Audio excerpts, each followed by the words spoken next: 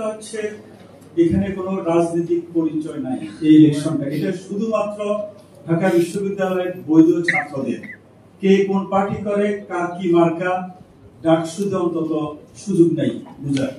শুধুমাত্র বৈধ ছাত্র সে ভোট দিতে পারবে যার ভর্তি আছে এবং বৈধ যে মেয়াদকাল আছে। আর থ্রেটের বিষয়, তাই তো আমরা এই পর্যন্ত কোনো ধরনের থ্রেট আমরা অনুভব করি নাই। আমরা কোনো পক্ষ থেকে কোনো ধরনের কোনো কিছু আমরা এখনো পাইনি। আমরা পরিবেশ পরিষদের কোনো অস্তিত্ব আমরা পাই নাই। এই ইলেকশন করতে গিয়ে আমরা কোনো রেকর্ড ডকুমেন্ট আমরা পাইনি। এক। সেকেন্ড হচ্ছে আমরা যেহেতু এটা নির্দলীয় কোনো ধরনের দল মার্কা কোনো কিছু এখানে নাই, শুধুমাত্র ঢাকা বিশ্ববিদ্যালয়ের বৈধ ছাত্রদের ইলেকশন, সেখানে আমরা এগুলো বিবেচনা করার সুযোগ নাই।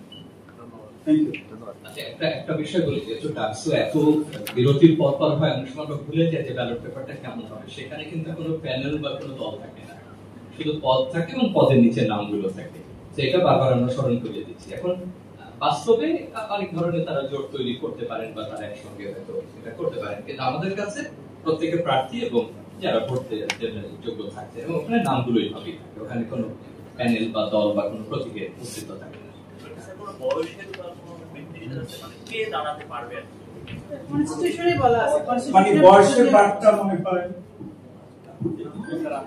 আমাদের যে ডাকসুর যে কনস্টিটিউশন আপনারা এটি দেখে থাকবেন, পেয়েও থাকবেন। এটি এই যে ডাকসুর যে কনস্টিটিউশন, সেখানে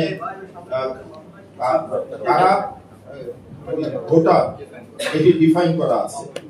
তো সেখানে বলা আছে যে যারা আমাদের বৈধ ছাত্র বলতে অনার্সে যারা ভর্তি হয়ে থাকে ফার্স্ট ইয়ারে, এই অনার্সের ছাত্র, মাস্টার্সের ছাত্র এবং এমফিলের ছাত্র, রেগুলার ছাত্রই এখানে প্রার্থী হওয়ার এবং ভোটার হওয়ার সুযোগ আছে।